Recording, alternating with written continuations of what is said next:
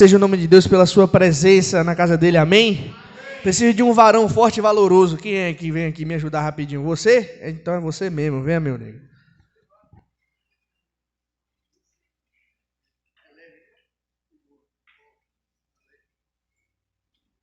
Você leva, ele leva, né? Tá tudo certo, não?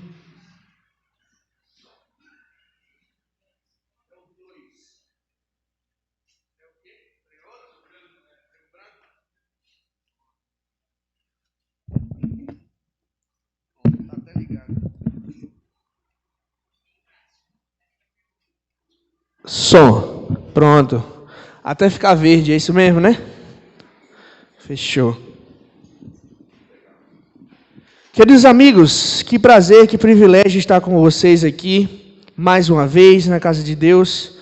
Nós tivemos aí algumas alterações pela parte da primeira hora do culto, né, que foi justamente ali na escola sabatina. Hoje eu trouxe até um negócio aí para não fazer o Jonas trabalhar pouco. Com fé em Jesus. Amigos, é sempre um privilégio estar com vocês mais uma vez.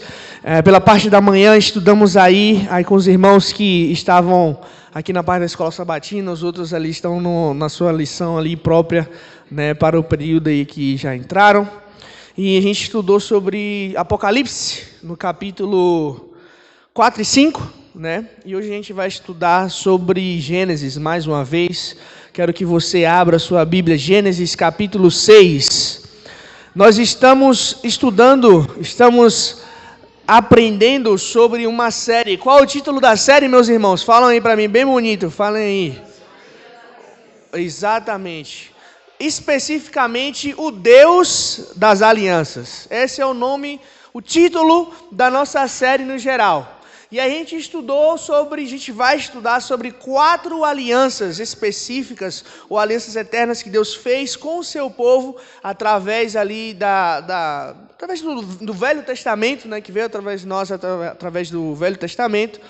Deus ele realiza ali com o seu povo 4 alianças específicas, que são as bases, essas alianças são as bases do que a gente acredita hoje, do relacionamento de Deus com o homem, das promessas que ele fez. Tá?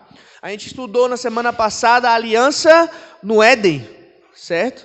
A aliança no Éden, e ali você pode lembrar que Deus exerceu uma aliança com toda a humanidade, especificamente com 2 pessoas. Quem eram essas 2 pessoas?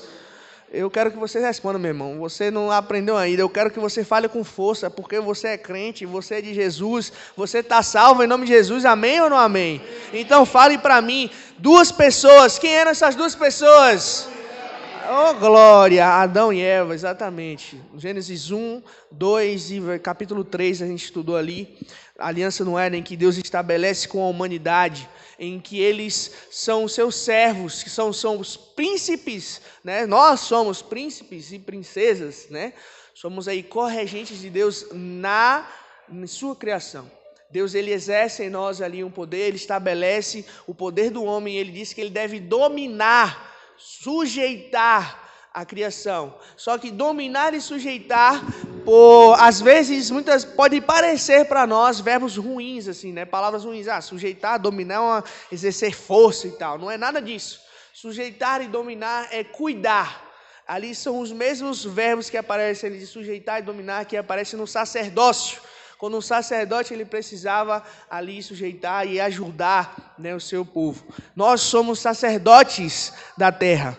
Deus nos faz sacerdotes da terra, então nós precisamos cuidar dela, precisamos dominar no sentido de que nós somos os cuidadores. Assim como a mãe e o pai precisam sujeitar, dominar, cuidar da sua casa, cuidar dos seus filhos, nós também precisamos cuidar dessa terra. E a segunda aliança, como vocês podem observar ali, se você não é míope, ou se você é míope e tem óculos, dá para ver ali embaixo do Deus de alianças, nós vamos estudar sobre hoje a aliança das águas. E se você já abriu a sua Bíblia em Gênesis 6, verso 1, eu quero que você diga, achei. Nada de amém, achei. Amém, porque você achou então, meu Deus. Gênesis capítulo 6, versículo 1, nós vamos ler alguns versículos aí, nós vamos ler alguns capítulos, e nós vamos revisar alguns conceitos, aprender outros, e entender qual foi essa aliança das águas, em que momento se passou, como é que aconteceu, tudo bonitinho, nós vamos aprender aí.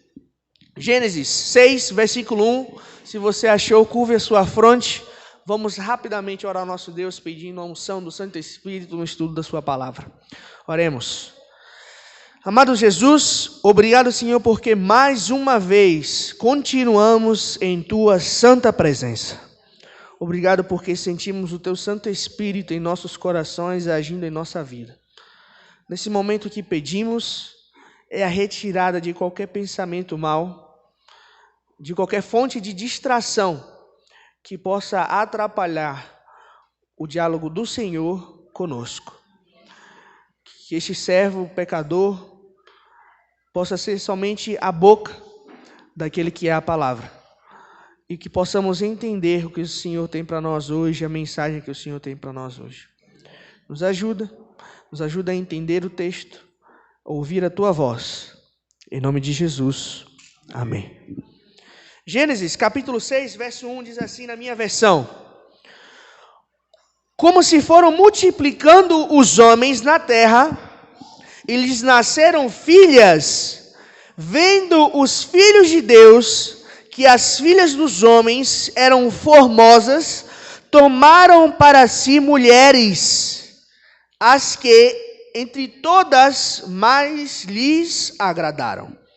Então disse o Senhor: o meu espírito não agirá para sempre no homem, pois este é carnal, e os seus dias serão quantos aí?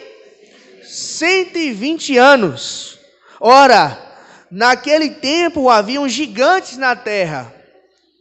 E também depois, quando os filhos de Deus possuíram as filhas dos homens, as quais lhes deram filhos. Estes foram valentes, varões de renome na antiguidade.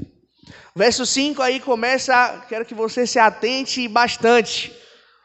Viu o Senhor que a maldade do homem havia se multiplicado na terra, e que era continuamente mau todo o desígnio de seu coração. Então o Senhor se arrependeu de ter feito o homem na terra, e isso lhe pesou o quê? O coração. E disse o Senhor: farei desaparecer da face da terra o homem que criei, o homem e o animal, os répteis e as aves do céu, porque me arrependo de os haver feito. Porém, quem? Noé achou graça diante do Senhor. Amigos, Gênesis no capítulo 6, ele vem depois de que havíamos estudado aí. Fui eu, Jonas, perdão. Deixa eu ver se eu consigo. Coloca aí para mim, por favor. Deixa eu ver se ele está aqui. Deixa eu ver se eu consigo colocar no carro. Acho que não. Me ajuda aí, nego. Eu tirei aqui, apertei o botão errado. Gênesis capítulo 6, ele vem depois de algumas coisas. Capítulo 1 e 2 de Gênesis trata da criação. Capítulo 3, ele fala sobre a queda do homem. Capítulo 4, ele vai falar sobre a descendência de Adão. E no capítulo 5, ele vai falar sobre a descendência de Caim. O que existe aqui é uma separação que Deus faz, que Ele nos prepara. Obrigado. Deixa eu ver se está passando agora. Valeu. É isso mesmo. O que nos prepara para a divisão que acontece no capítulo 6. Ela fala o seguinte, começa dizendo que a corrupção do homem, a maldade do homem, ele ia aumentando de acordo com o número de pessoas na terra, também ia aumentando. Aí diz uma outra versão, fala bem assim, ó, que os filhos de Deus acharam as filhas dos homens muito bonitas e tomavam elas por casamento. Então agora a gente pergunta, quem são os filhos de Deus e quem são os filhos dos homens? Justamente o que o capítulo 4 e 5 nos preparavam. Adão e os seus descendentes, os descendentes de Sete especificamente, porque era todo mundo descendente de Adão, mas os descendentes de Sete, que era o filho de Adão, depois que aconteceu ali Caim e Abel, né, como você pode saber, ali no capítulo 4 e 5, tá? Caim e Abel, Caim ele é expulso por matar Abel, Abel está morto, nasce um outro filho para Adão chamado Sete. E os filhos de Sete continuam obedecendo a palavra de Deus. Só que os filhos de Caim, os descendentes de Caim, eles tomam por si mesmos a adoração a outros ídolos. Eles ignoram o Criador, ignoram o Deus verdadeiro. Para eles, Deus não mais existe. Para eles, esse contato que foi rompido acabou ali na criação. E agora eles começam a fazer ídolos para eles mesmos. Eles começam a adorar essas pessoas. E a corrupção na terra agora aumenta.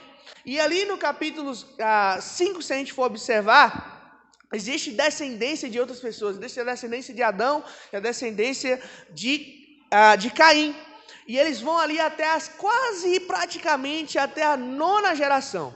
Só que as pessoas naquela época, elas viviam muitos anos. Eu quero que você volte aí, só um capítulo, para você ter uma ideia de quanto tempo aquele povo vivia. Abre aí no capítulo 5, no verso 21, só para a gente ter uma ideia.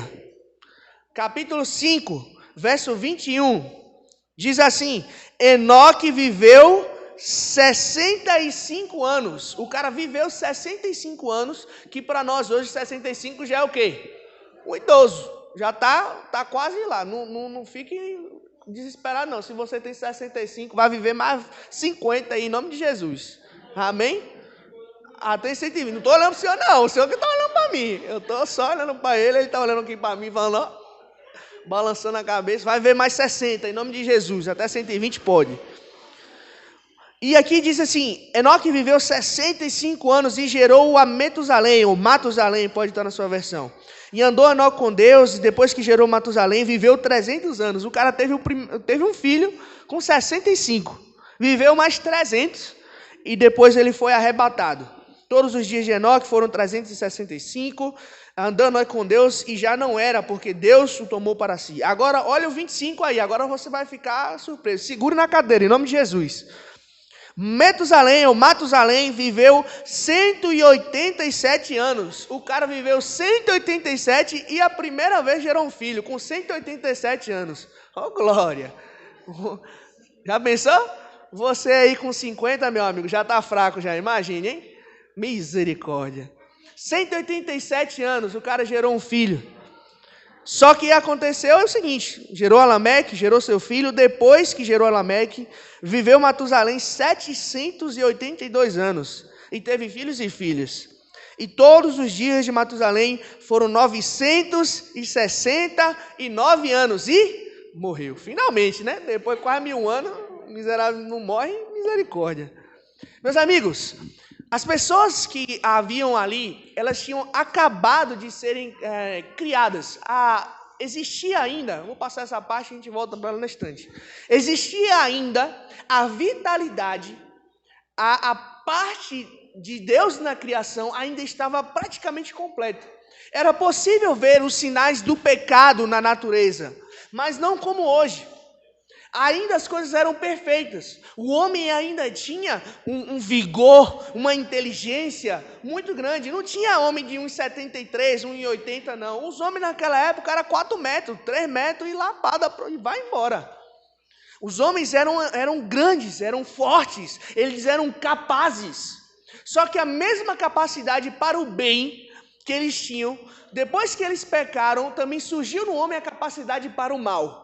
Agora você imagina, se tem uns homens aí de 1,60 que faz uma miséria, imagine agora um homem de 4 metros com a inteligência, um QI avançadíssimo, inteligente, grande, forte, e conseguiu fazer tudo. E mulheres, imagina a mulher naquela época, meu amigo.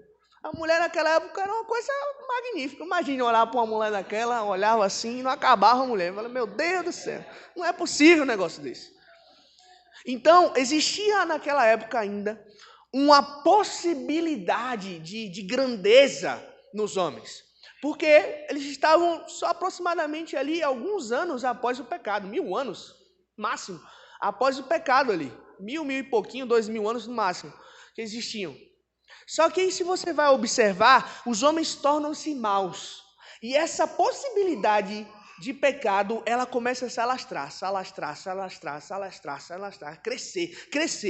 E os homens começam a fazer coisas terríveis. O espírito de profecia, que vem da nossa irmã Ellen White, que a gente acredita ser a voz profética da nossa igreja, diz que aqueles homens, eles faziam construções tremendas. Eles faziam coisas tremendas. E o seu pecado não era somente idolatria, mas eles agora começaram a se perverter sexualmente. Eles começaram também agora a matar os animais, porque naquela época não existia assassinato, não existia a morte. A morte que havia ocorrido foi justamente que Caim matou Abel. Só que agora eles começaram a fazer isso. A vida humana, ela não era mais preciosa aos olhos daquelas pessoas como era antigamente. Agora eles começaram a matar animais, começaram a matar homens, então o crime começou a crescer cada vez mais. Começaram a tomar várias mulheres, não somente uma mulher, mas várias mulheres para si. E agora os homens estavam pervertidos, a tal ponto que Deus ele olha para a humanidade e fala bem assim: eu me arrependo de ter criado a humanidade. Você lembra no capítulo 2, aliás, de Gênesis, capítulo 2, no versículo 1 a 3, Deus olha para a criação depois dos 6 dias que ele criou tudo, ele olha para a criação e viu que tudo era o quê?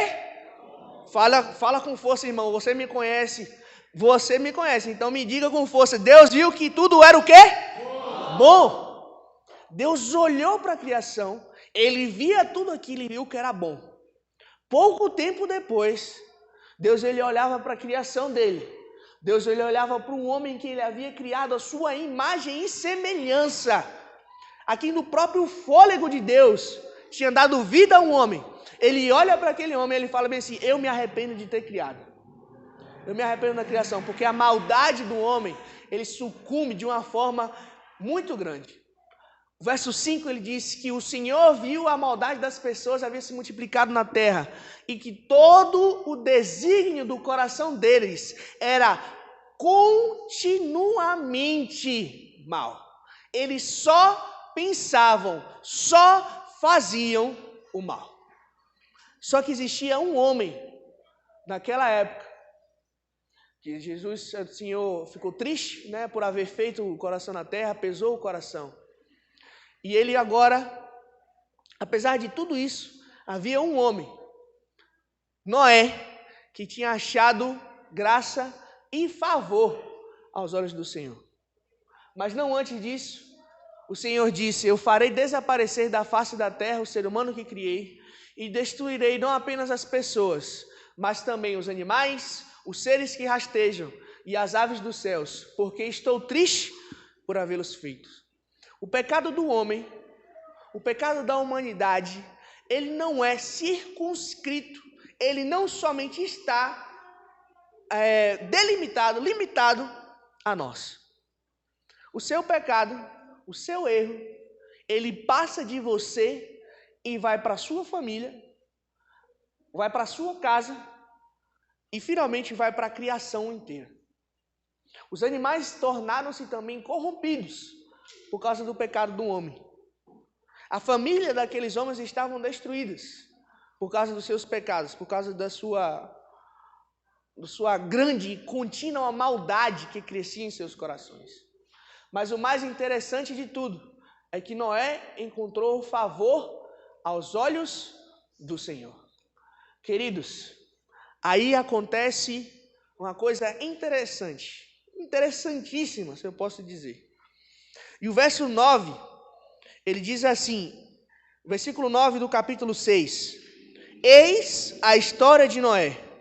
Noé era um homem justo e íntegro entre os seus contemporâneos.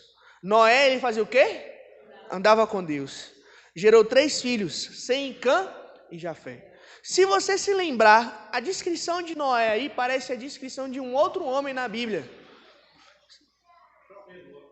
Enoque, perfeito, andou com Deus.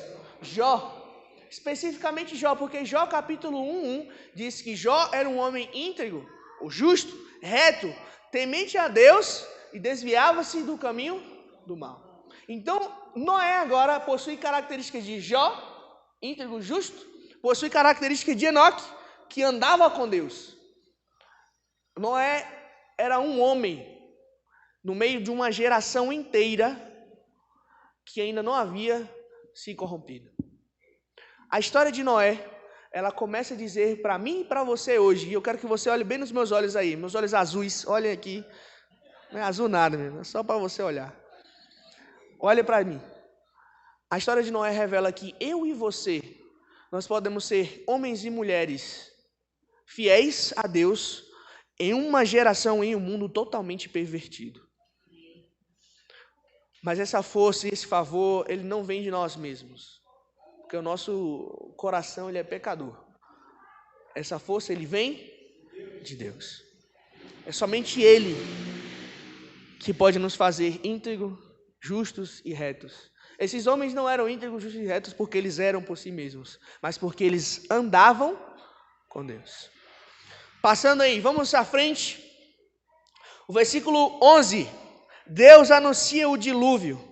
A terra estava corrompida à vista de Deus e cheia de quê? De violência. Continua no capítulo 6, verso 11 agora. Vamos para o 12. Viu Deus a terra, e eis que estava corrompida, porque todo ser vivente havia corrompido o seu caminho na terra. Então Deus disse a Noé: resolvi dar cabo, eliminar toda a carne, porque a terra está cheia de violência dos homens, e eis que o fareis perecer juntamente com a terra. Faze uma arca de tábuas de ciprestes, e nelas compartimentos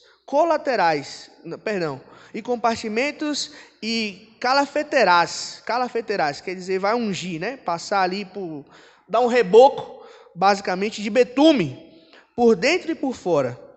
Deste modo a farás, de 300 côvados, aí a minha versão fala 300 côvados, mas eu vou pegar uma melhor aqui pra gente. Alguma fala metros aí? Tem alguma versão que fala metros aí? A sua Bíblia não fala? Então a gente vai descobrir agora quantos côvados é, que a gente não lembra. Um côvado, basicamente, era a medida de um cotovelo de um homem, né? Que era daqui, mais ou menos até aqui. Não daqueles homens grandes, mas da época do autor do Gênesis. O autor do Gênesis é Moisés. Então, basicamente, eles falavam que ele seria justamente isso. Vamos lá. O verso 15 diz assim: farás o seu comprimento de 130 metros a largura e 130 metros comprimento 130 metros, tá? De comprimento, assim. De largura, que é de dentro, né? De dentro, 22 metros e de altura 13 metros, tá? Aí agora continuamos normais. E faça uma cobertura, deixando entre ela uma abertura de 1,5 metros. Coloque uma porta lateral, faça 3 andares, um embaixo, um segundo e um terceiro. Aí o verso 17, quero que você se atente. Porque vou trazer um dilúvio de água sobre a terra, para destruir todo o ser que há em fôlego de vida debaixo dos céus. E tudo que há na terra será destruído. Verso 18, presta atenção. Mas com você estabelecerei a minha, o quê?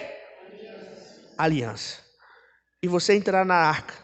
Você, seus filhos, a sua mulher e as mulheres dos seus filhos. Deus separa um homem dentre toda uma geração para estabelecer a sua aliança. E o mais interessante aqui é que essa é a primeira vez que a palavra aliança ela aparece na Bíblia. E a palavra que está dizendo ali, precedendo a aliança, é estabelecer. Mas sabe qual é o mais interessante? Se a gente for estabelecer para o hebraico bíblico, e agora você vai se tornar um bilíngue aí. Agora você vai aprender hebraico. Eu vou lhe ensinar e você vai sair daqui falando pelo menos 2 palavras em hebraico. Vai falar em nome de Jesus, vai sair. Vai falar em línguas, tá? E isso daí agora é a língua de verdade, aquela que a gente acredita mesmo, tá?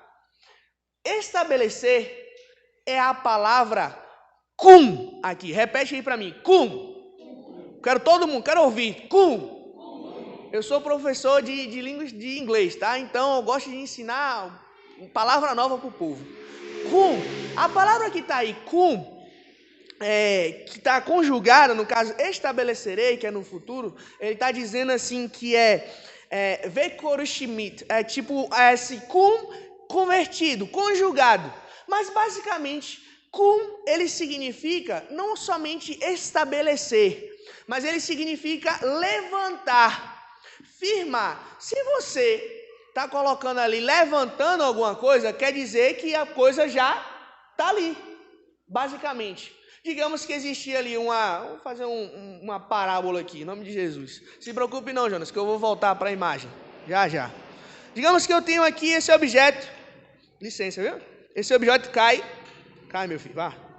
Aí, caiu. E agora eu vou levantar esse objeto. Eu vou firmar agora esse objeto. E é justamente essa a palavra que Deus utiliza aqui. Sabe por quê?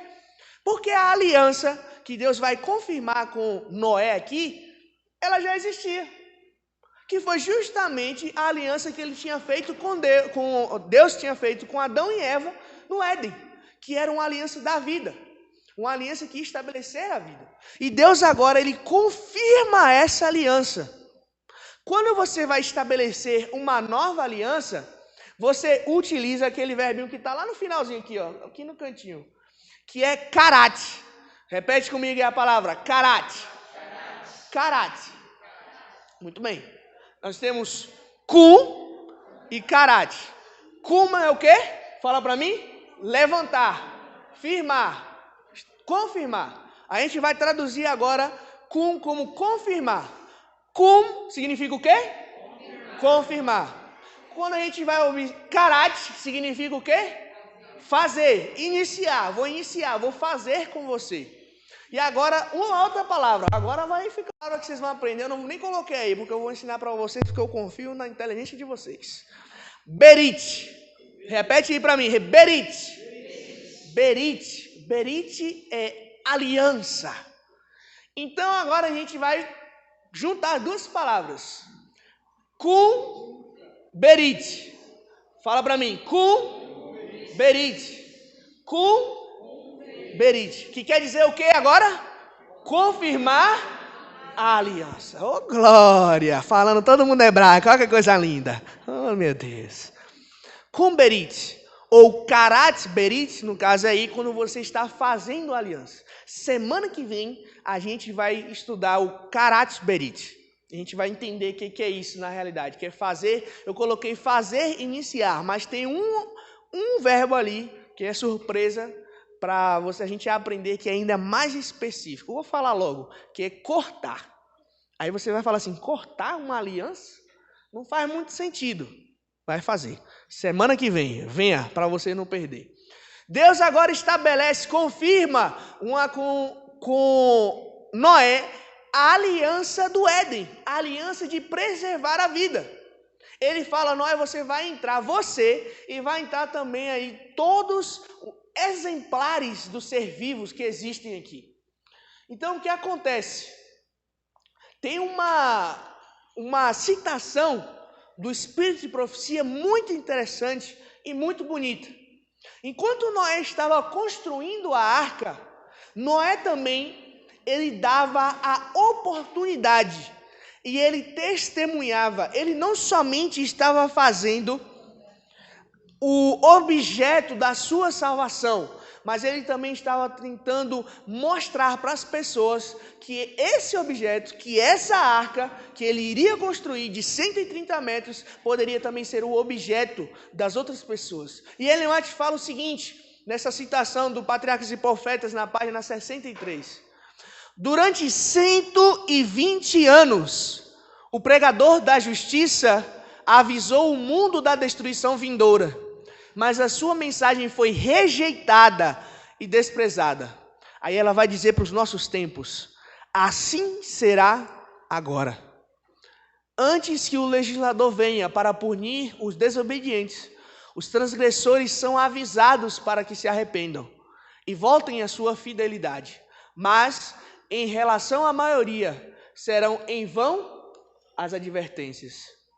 Diz o apóstolo Pedro, ela citando: nos últimos dias virão escarnecedores, andando segundo as suas próprias concupiscências, suas próprias atitudes, suas próprias malvadezas, e dizendo: onde está a promessa da sua vinda? Porque desde que os pais dormiram, todas as coisas permanecem como desde o princípio. Era justamente isso que as pessoas falavam para Noé. Noé, esse negócio de dilúvio, você está maluco, você está louco, nunca nem choveu sobre a terra. Como é que vai acontecer um dilúvio, algo tão grande que vai destruir todo mundo? É impossível isso, não existe isso. E durante 120 anos Noé pregou, Noé falou, avisou, e ao mesmo tempo que estava construindo a arca, Noé estava pregando também. Segunda lição para nós. Primeira lição de Noé, da vida de Noé, é de que mesmo em uma geração perdida, totalmente escarnecida pela maldade, Noé ele continuava a ser um homem exemplar, justo, íntegro e reto. Segunda lição: enquanto você está sendo justo, íntegro e reto, enquanto você está construindo, enquanto você e sua família estão desenvolvendo, aceitando a salvação que Deus tem para te dar, você também deve mostrar para as outras pessoas que salvação é essa. Aí a pergunta para você, nesse momento é: você está construindo a sua arca? Você está construindo junto à sua família o objeto de salvação, que é a confiança em Cristo Jesus? Você está ensinando aos seus filhos, você está mostrando ao seu vizinho, você está mostrando àquela pessoa que escarnece de você porque você vem todo sábado para a igreja, todo bonitinho, com a biblinha debaixo do braço, que ele vai falar: olha lá, vem o crente, é lá crente. E é desse jeito que eles vão falar. O apóstolo Pedro ele fala que nos últimos dias seriam dessa forma. E nós estamos vivendo esses últimos dias. Só que naquela época também acontecia diversas coisas. Eu coloquei essa letra aí, eu não sei por que ficou ruim ela. Mas basicamente você conhece a história. Noé ele prega, Deus disse que ele vai salvar a todas as pessoas que quiserem ser salvos, que no caso aconteceu que só foram 8 pessoas, né? Noé, sua esposa, seus 3 filhos e suas 3 esposas dos 3 filhos. Só que um sinal agora ocorria grandemente. 120 anos depois a arca estava pronta. A arca estava pronta, o sinal estava lá e todo mundo escarnecendo. Só que agora Deus ordena para que os animais, 7 pares de animais puros e um par de animal impuro, para que entrem na arca. E esses animais, meus amigos, vem marchando e marchando. Imagina aquela ruma de bicho, aquela ruma de animal, elefante, girafa e leão, e vem de um lado, vem de outro, e vem todo mundo marchando bonitinho. E aquelas pessoas viram aquilo. Os antediluvianos, as pessoas que viram antes do dilúvio, eles viram aqueles sinais acontecendo. E mesmo vendo aqueles sinais acontecendo, sabe o que eles fizeram? Nada, ignoraram. O Espírito de Profecia fala de que eles iriam ali, eles consultavam os sábios da época. Aí os sábios falavam: não, isso é isso, aquilo e tal. Ninguém sabia explicar. Mas ninguém também se convencia da palavra que nós estávamos dizendo. Ele estava falando: queridos, os animais obedecem à voz de Deus. O mundo natural obedece à voz de Deus. E acontece que vocês não estão entendendo, vocês não estão querendo ouvir. E a mesma coisa acontece nos nossos dias. Quais sinais mais a gente quer de que Jesus está voltando? Jesus, ele prediz tudo isso em Mateus, no capítulo 24, ele vai dizer: terremotos, guerras, rumores de guerras. A natureza, ela clama pela volta de Jesus. A natureza, ela está um caos por causa do nosso pecado, por causa que a maldade do homem ela tem se desenvolvido tanto como no dilúvio, como antes do dilúvio. E nós sabemos e vemos todos os sinais da vinda de Jesus. Mas como os antediluvianos, como aquelas pessoas da geração de Noé, muitas vezes a gente fecha os nossos olhos e os nossos ouvidos e está como, meus irmãos? Ó, cochilando, dormindo. Como as 10 virgens, eu e você não nos atentamos. Eu e você não estamos seguros, não estamos enxergando de que Jesus está voltando, de que a destruição desse mundo ele está próxima. E entraram na arca todos os animais segundo as suas espécies, segundo todo o gado, todos os animais que rastejam sobre a terra, também segundo as suas espécies, e todas as aves segundo as suas espécies, todos os pássaros e tudo o que tem asa. Queridos, os animais entram na arca, e a partir daquele momento em que um anjo fecha a porta da arca, a condenação vem. E rompem-se. Olha o verso 11 do capítulo 7, que fala. Romperam-se, abre aí. Capítulo 7, no versículo 11. Romperam-se todas as fontes do abismo, e as comportas do céu se abriram. Meu amigo, não foi só chuva, não. As comportas do abismo, e quando ele fala abismo aqui, ele quer dizer debaixo da terra, e fluía água debaixo da terra. E a senhora White, ela fala que essas jorradas de água que abriam a terra, lançavam pedaços gigantescos de terra para o alto, e essas terras batiam no chão, e causavam grande destruição. E as águas fluíam, e fluíam, e fluíam, e ficou assim por 40 dias e 40 noites. E as águas prevaleceram muito na terra e aumentaram muito. A arca, porém, flutuava sobre as águas. E eu quero ler com você mais uma vez o verso seguinte, que é no verso 12. Quero que você observe aí, olha o verso 12. Perdão, verso 12 não, verso 19. Verso 19 e o verso 20 do capítulo 7. Diz assim: prevaleceram as águas excessivamente sobre a terra e cobriram todos os altos montes que havia debaixo do céu. 15 côvados acima deles prevaleceram as águas, e os montes foram cobertos. Aí eu fiz a conversão aí para você não precisar fazer conta na sua cabeça. 7 metros acima dos montes mais altos. Sabe qual é o monte mais alto do mundo hoje, meu amigo? Minha amiga, minha irmã. É o monte o quê? Monte Everest. Muito possivelmente a Terra não possuía montanhas, se a gente fala isso, que não possuía montanhas feias, horrorosas, como a gente conhece hoje, mas existiam montes muito altos. Se a gente for pegar uma média ali, o Monte Everest ele tem 8.000 metros, 8.800, vamos dizer assim, 8.800, 8.700 metros de altura. Quase 10.000 metros acima do nível do mar.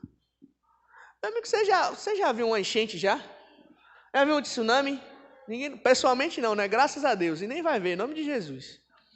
Mas se você vê uma onda daquela, meu amigo, uma onda de 11 metros, causa uma destruição terrível. O tsunami mais alto que a gente tem são ondas de 30 metros e olhe lá. Imagine, aí vamos botar por baixo, vamos botar 1.000 metros de onda. Meu amigo, o que é isso? Uma destruição tremenda, um poder tremendo, porque o juízo de Deus agora era um juízo executivo que estava vindo sobre a terra. Sabe o que é mais interessante?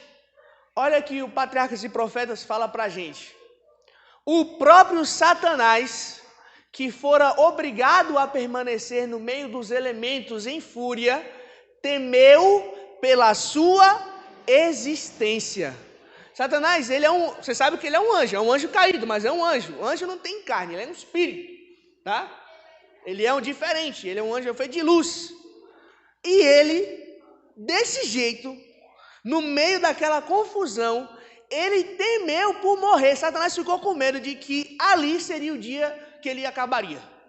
Imagina o tamanho, a proporção desse negócio, desse dilúvio. Meu amigo, não foi brincadeira. Minha amiga, não foi brincadeira.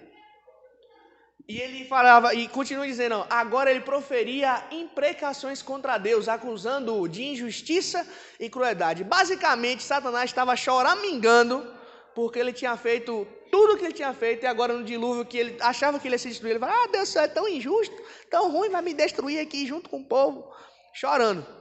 Que nem um cachorrinho, sabe, quando ele fica assim? Desse jeito, com medo de ser destruído. Tão grande, tão gigante era aquele acontecimento. Mas sabe que qual é o melhor para mim, meus irmãos? Diz assim, no verso 24, as águas prevaleceram sobre a terra durante 150 dias. As águas choveu por 40 dias e 40 noites, e aquilo durou durante 150 dias. Sabe o que é isso aí? Eu trouxe para vocês aí. Isso daí é a arca. Só que essa arca é uma arca de verdade. Existe um homem, eu esqueci o começo do nome dele, mas o sobrenome dele é Ham. E Ram, ele construiu uma réplica perfeita da arca. E você pode ir visitar lá nos Estados Unidos, no estado do Kentucky. Você pode ir visitar. E essa daí é basicamente a arca. Eu não sei se você está vendo aqui, ó. Mas isso aqui, ó, é um homem, tá? Isso aqui é um homem e essa daqui é a arca. Isso aqui é de verdade mesmo. Isso aqui do lado ali é árvore, tá? Árvore que tem ali. Olha o tamanho desse negócio. Mas sabe qual é o mais interessante? Nem mesmo essa arca, que seria a maior construção do templo, ele aguentaria a força do dilúvio, se não fosse o Espírito de Deus e anjos poderosos que estavam segurando a arca. Terceira lição para mim e para você.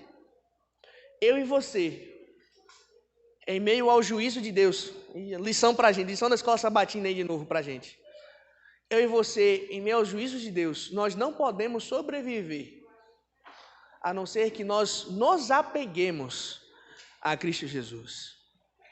Da mesma forma que o dilúvio aconteceu e que não destruiu a arca, por causa do Espírito de Deus e por causa dos anjos de Deus, eu e você, nós não seremos destruídos em nome de Jesus na destruição do juízo final.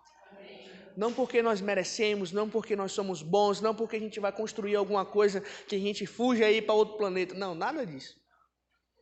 Mas simplesmente porque eu e você acreditamos no sangue de Jesus. E eu e você acreditamos no mesmo Deus que fez uma aliança com Noé e quer fazer uma aliança comigo e com você. 150 dias depois, você sabe a história, Noé envia um corvo. E enviando esse corvo, o corvo voa, não acha um pingo de pé, não acha uma árvore, não acha nada, volta para a arca. Enviou de novo, nada. Aí agora ele envia uma pomba. Depois de uma pomba, a pomba ela volta com o quê? Um ramo de oliveira, um ramo verde. E com esse ramo verde ela volta agora, quer dizer que a água já estava baixando. Depois Noé solta a pomba de novo. E a pomba agora não volta mais. Isso quer dizer que as águas tinham baixado, que agora era livre para sair. Observa no capítulo 8, no verso 20. Capítulo 8, versículo 20.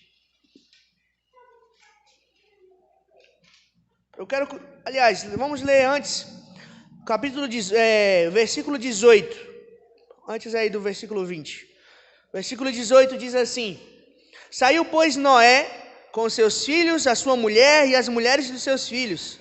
E também saíram da arca todos os animais, todos os répteis, todas as aves, e tudo que se move sobre a terra, segundo as suas famílias.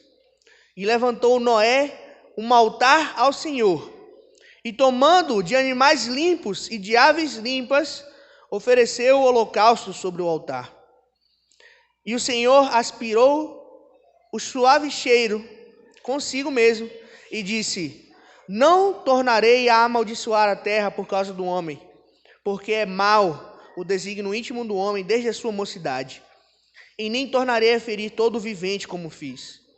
Enquanto durar a terra, não deixará de haver sementeira e ceifa, frio e calor, inverno e noite. O dilúvio ele foi tão poderoso que ele retornou a criação ao seu estado inicial. Você lembra como é que era o estado inicial da criação? No princípio criou Deus todas as coisas, né? Criou Deus os céus e a terra, né? E segundo, fala que o mundo era sem forma e vazio. E o Espírito de Deus parava sobre as águas. O dilúvio, ele torna a terra novamente como um estado de pré-criação, caótico e coberto de água. Só que Deus agora ele promete que nunca mais iria fazer isso. Que enquanto ele existisse, que enquanto houvesse um homem, que enquanto houvesse misericórdia, ainda existiria sementeira, vai existir ceifa, vai existir colheita, lavoura, dia, noite, verão e inverno. E Noé agora ele levanta um altar ao Senhor. Noé levanta um altar a Deus para agradecer a misericórdia sobre a sua vida. Vamos agora entrar no capítulo 9, nos últimos versículos que nós vamos ler. Capítulo 9, quero que você leia desde o versículo 1, vamos ler juntos. Abençoou Deus a Noé e os seus filhos e lhe disse: sede fecundos, multiplicai-vos e enchei a terra. Ó, parece alguma coisa, hein? Lembra da semana passada? Parece. Enchei a terra, pavor e medo de vós virão sobre todos os animais da terra e sobre todas as aves do céu. Tudo que se move sobre a terra e todos os peixes do mar vos serão entregues. Parece de novo algo que a gente já leu na semana passada. Tudo que se move e vive, aí agora há uma mudança, né? Ser-vos-á de alimento. Como vos dei a erva verde, tudo vos dou agora. Carne, porém, com a sua vida, isto é, com seu sangue, não comereis. Certamente requererei o vosso sangue, o sangue da vossa vida, de todo animal requererei, como também da mão do homem. Sim, da mão do próximo de cada um requererei a vida do homem. Se alguém derramar o sangue do homem, pelo homem se derramará o seu. Porque Deus fez o homem à sua imagem. Mas sede fecundos e multiplicai-vos e povoai a terra. Agora o verso 8. Disse também Deus a Noé e aos seus filhos: eis que confirmo. Mesma palavra, estabeleço, no caso agora a gente vai traduzir melhor para confirmo. Esse confirmo a minha aliança convosco e com a vossa descendência, e com todos os seres vivos que estão convosco, tanto as aves, os animais domésticos, os animais selváticos que saíram da arca, como todos os animais da terra. Estabeleço a minha aliança convosco. Não será destruída toda a terra por águas do dilúvio, e nem mais haverá dilúvio para destruir a terra. E o verso 12. E Deus disse: este é o sinal da minha aliança que faço entre mim e vós, entre todos os seres viventes que estão convosco, para perpétuas gerações, para a geração eterna.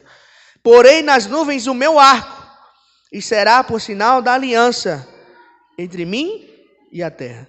E sucederá que quando eu trouxer nuvens sobre a terra, e nelas aparecer o arco, então me lembrarei, vocês se lembrarão da minha aliança, firmada entre mim e vós, e todos os seres viventes. Verso 16, para a gente encerrar. O arco estará nas nuvens, vê-lo-ei e me lembrarei da aliança eterna entre Deus e todos os seres viventes. Verso 17, disse Deus a Noé: este é o sinal da aliança estabelecida entre mim e sobre toda a carne. O método que Deus usa para estabelecer a aliança, lembra que a gente precisava de um sinal da aliança. Qual é o sinal da primeira aliança, da aliança no Éden? Lembra para mim o sinal. O sinal? Sábado, amém. O sinal é o sábado, o sinal da criação, que Deus é criador. E agora Deus estabelece um arco-íris. E o arco-íris, meu irmão e minha irmã, ele não é símbolo de nada mais do que senão da aliança que Deus estabelece, de que ele não mais destruiria a terra com o dilúvio. Quantas cores? 7 cores, aí meu irmão. É bom demais, né? O arco-íris de Deus é o símbolo da aliança que ele coloca. Resumidamente, para a gente terminar, a aliança de Noé e Adão era simplesmente uma confirmação. A mesma fecundidade, multiplicação e enchimento da terra que ocorre em Gênesis ocorre na criação. O mesmo domínio com a criação que ocorre no Gênesis capítulo 1, ocorre no capítulo 9 depois com Noé. A alimentação ocorre a mesma coisa. Há uma mudança, como não havia tantas frutas mais, Deus agora permite o consumo de carne. e depois ele dá uma exigência, né, do tipo de carne que deveria ser comida. Tá? E aí existe também a proibição do assassinato. Né? No capítulo 4, ali, depois que Caim mata Abel, Deus ele proíbe. A mesma coisa ocorre também com Noé e seus descendentes. Nós temos a aliança, resumo do que a gente entendeu, do que a gente estudou. A aliança, ela é com Deus, com todos os homens, com todos os seres vivos, perpetuamente, para todo sempre. E ela também é com todas as nações. Como você sabe, todas as nações basicamente eram os descendentes de Noé. Todos nós vemos os descendentes de Noé. E aí o sinal da aliança é o arco de Deus, que é o arco-íris. A frase para você memorizar, para você colocar no seu coração. Se você não entendeu nada, se você não prestou atenção em nada, estava aí tirando aquele velho cochilote, esse é o momento para você acordar e para você guardar isso no seu coração. Deus, ele salva o homem, apesar do homem. O que isso quer dizer? Eu e você, meus amigos, a gente pode dizer que quer ser salvo, mas dentro de nós não queremos verdadeiramente, porque se a gente quisesse, a gente faria alguma coisa a respeito disso. Só que não cabe a nós fazer nada, porque nem se a gente quisesse, a gente seria salvo, porque a gente não consegue. Mas Deus, ele nos salva apesar de nós mesmos. Eu quero que você reflita na sua vida aí. O que você tem feito para ser salvo? Eu vou dizer para você, você pode até tentar. Mas Isaías, ele diz que as nossas boas ações, as nossas justiças, são como trapos de imundície. Sabe o que é trapo de imundície, meu irmão? Basicamente era o absorvente da época, daquele lugar. Só que o absorvente não era trocado diariamente, assim como a gente hoje, não. Todo mundo mais limpinho, né? Mais higiênico. O trapo de imundície era justamente isso. Se a gente fosse colocar outra palavra, a gente seria o papel higiênico. O que seria o papel higiênico? As nossas boas ações são um papel higiênico. Você pode entender isso? Você consegue entender isso? Eu e você, a gente não consegue se salvar de forma nenhuma. Eu e você, nós somos pecadores.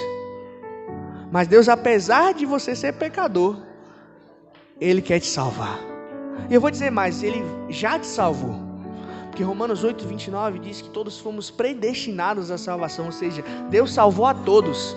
O que você tem que fazer, alguma coisa que você tem que fazer é para se perder. Não é para se salvar, não. Você faz coisa para se perder.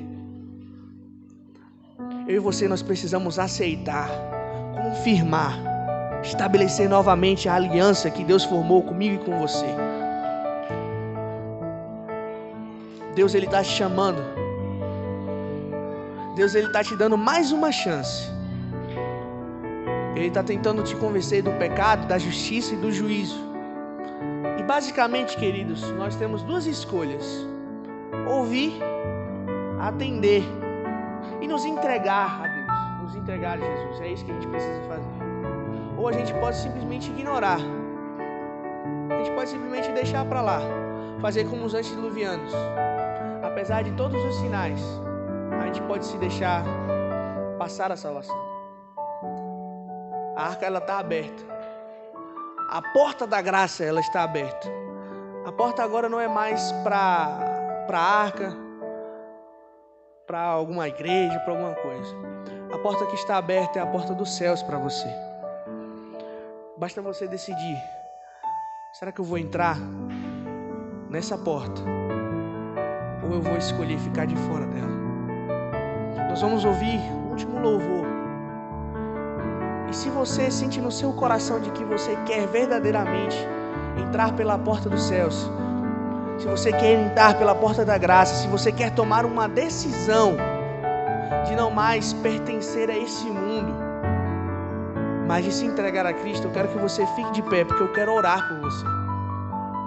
Essa decisão, meus queridos, você fala: mas eu já tomei, não preciso ficar de pé, não preciso fazer nada, Jesus é meu Salvador. Não. Essa decisão, ela é diária, ela é constante. Todos os dias, eu e você precisamos renovar a nossa aliança.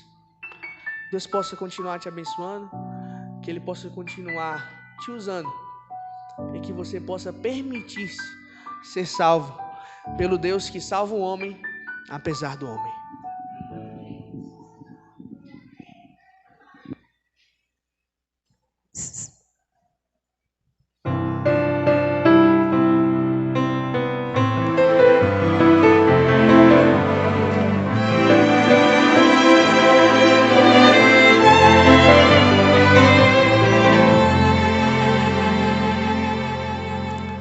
Hoje, se ouvirdes a sua voz, não endureçais vosso coração. Estas são palavras do Espírito de Deus, que outra vez você ouviu. Não resista mais ao convite. Nos braços de Jesus cabemos todos nós. Ele nos restaura com o toque de tua mão. Mas qual será sua decisão? Pra toda culpa e dor, Jesus tem a cura. Para quem quer viver, Ele é o pão. Pra qualquer sofrer da alma, Ele traz a paz. Pra quem nada tem, Ele tudo é.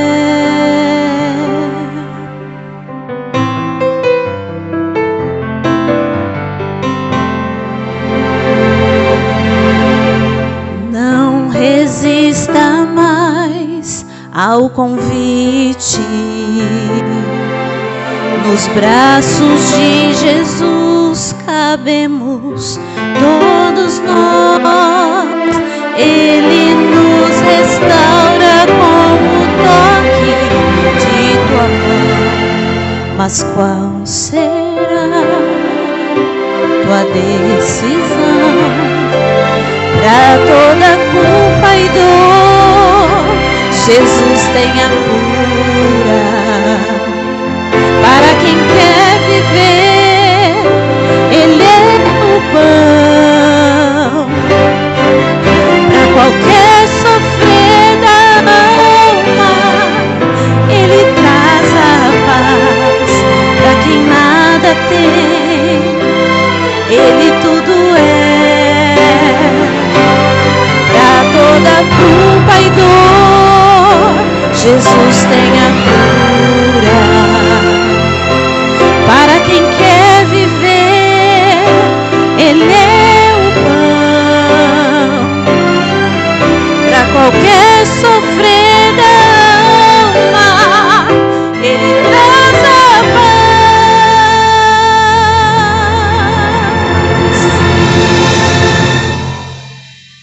Para quem nada tem,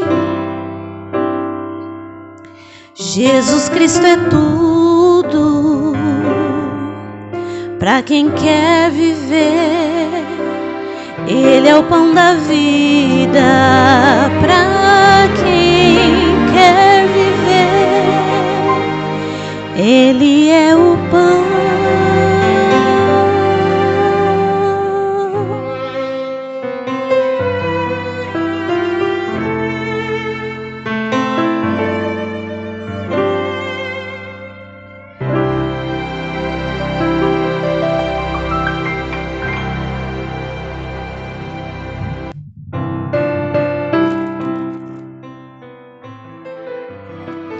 Hebreus capítulo 3, versículo 7.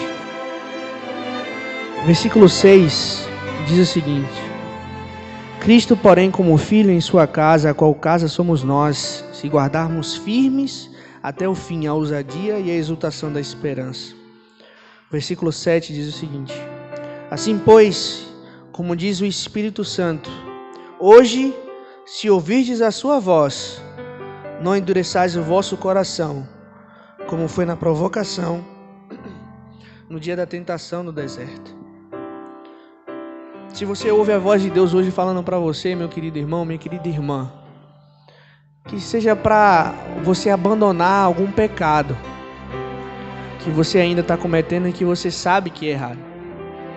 Se seja para fazer alguma mudança na sua vida, para ajustar alguma coisa, ajustar o seu casamento, ajustar aí a sua vida, a sua comunhão com Deus, a sua fidelidade com Deus, se você ainda precisa ajeitar, se você ainda precisa organizar isso, a voz do Espírito Santo para você: não endureça o seu coração, amoleça o seu coração e permita que Deus possa falar com você. Vamos orar nesse momento. Querido e amado Jesus, te somos gratos, Senhor, porque a mesma aliança que o Senhor estabeleceu no Éden, confirma com Noé, o Senhor quer nos trazer para nós hoje, confirmar com nós hoje. O Senhor quer trazer para nós uma aliança de confirmação e de preservação da vida. E apesar do mundo lá fora, Senhor, ser mau, ser terrível, ser assombroso, nós pedimos que o Senhor crie em nós um coração puro. Crie em nós um espírito reto, Senhor. Um espírito inabalável. Confirma, Senhor, em nossos corações essa aliança. Se existe em nós, ó Deus, algum pecado que ainda precisa ser vencido, algo em nossa vida que precisa ser ajustado, que o Senhor nos coloque na direção certa. Se ainda não tomamos a decisão ao Teu lado, Senhor, por favor, convença-nos da verdade, da justiça, do juízo, para que a nossa vida seja um exemplo para as pessoas que estão lá fora, Deus. Que o nosso lar, que a nossa casa, que esta igreja possa ser uma arca, que possa trazer salvação que vem de Ti, ó Deus, que possa preservar-nos das águas destruidoras desse mundo, para que um dia, quando o Senhor voltar, nós possamos erguer os nossos olhos aos céus e possamos dizer com alegria, com exultação: este é o Deus a quem aguardávamos, Senhor. E que esse mundo agora seja renovado, não mais para ser destruído por água, mas para que o Teu fogo consumidor possa renovar a criação e para que nós possamos juntos, como irmãos e irmãs, vivermos eternamente ao lado de Jesus. Pedimos a Tua bênção, a Tua unção sobre esse restante de sábado. Em nome de Jesus nós oramos. Amém. Que Deus Ele possa estar com você, que Ele possa te levar para casa. Que o Senhor te abençoe e te guarde, que Ele faça resplandecer o seu rosto sobre ti e tenha misericórdia de ti. Que sobre ti o Senhor levante o seu rosto e te dê a paz. Amém.